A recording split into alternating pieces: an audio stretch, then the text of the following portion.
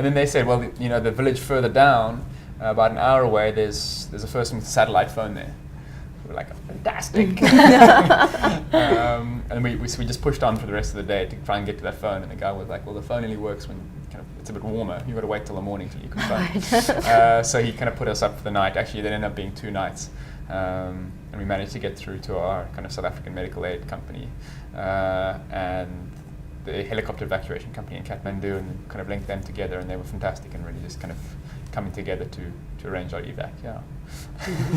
And you were airlifted out of there. Yeah. So it was, we'd also been kind of suffering on the backs of some altitude sickness, headaches, nausea, which had kind of been coming and going. And it was really also a case of us needing to get down to lower altitudes, because that's really the only way that you can deal with those kind of altitude symptoms.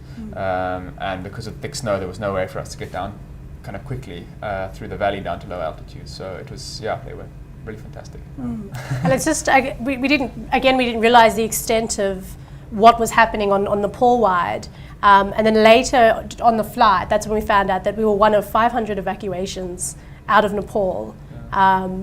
And if we'd actually called 3-4 days earlier, they probably wouldn't have been able to evac us out, because there was so many getting evacuated from the Annapurna region.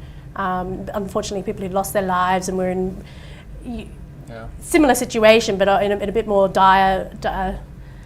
Yeah, we just have access to communication. And the thing is, the Annapurna region is quite a central trekking region, and we were much, much further west. There was no kind of infrastructure to back that kind of stuff.